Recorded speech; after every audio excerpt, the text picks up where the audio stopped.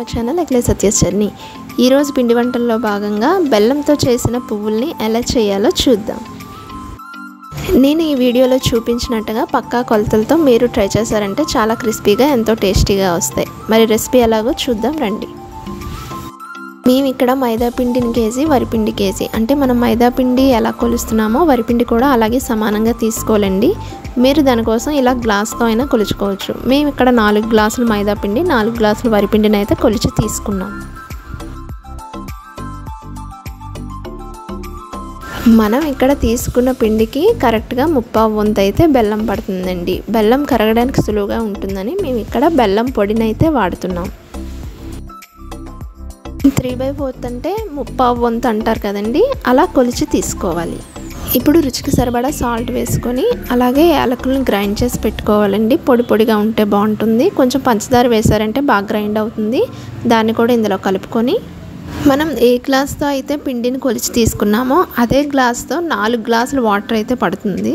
నీటిని మనం కొద్ది కొద్దిగా కలుపుతూ ఈ విధంగా ఈ టెక్స్చర్ వచ్చినట్టయితే కలిపేసి పక్కన పెట్టుకోవాలండి. ఇది ఖచ్చితంగా 3-4 అవర్స్ అయితే నానాలి.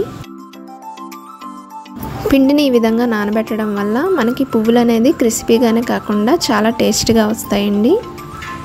4 అవర్స్ నానబెట్టడం అయిపోయిందండి. ఇప్పుడు మేము పువ్వులు రెడీ చేయబోతున్నాం. మీకు తెలిసిందే కదా అందరికీ, ఇక్కడ ఈ పువ్వు గుత్తి అనేది కామన్గా అందరికీ దొరుకుతుంది. మనకు మార్కెట్లో కూడా అవైలబుల్గా ఉంటుంది. పువ్వు గుత్తి మీరు పువ్వు వేసినప్పుడు ఎప్పుడు కూడా వేడి నూనెలో ముందు ముంచాలండి.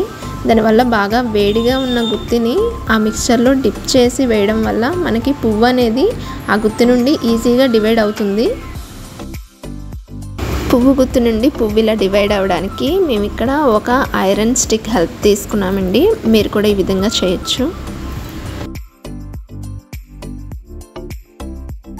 సో ఈ విధంగానే అన్ని పువ్వులను కూడా ఫ్రై చేసుకోవాలి. మంట ఎప్పుడు మీడియం ఫ్లేమ్లో ఉన్నట్టు చూసుకోండి.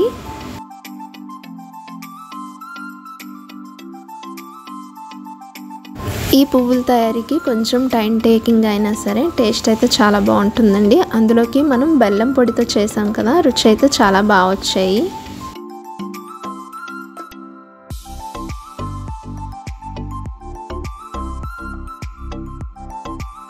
చూసారు కదండి బెల్లం పువ్వులు లేదా బెల్లం గులాబీలు ఎలా తయారు చేయాలో.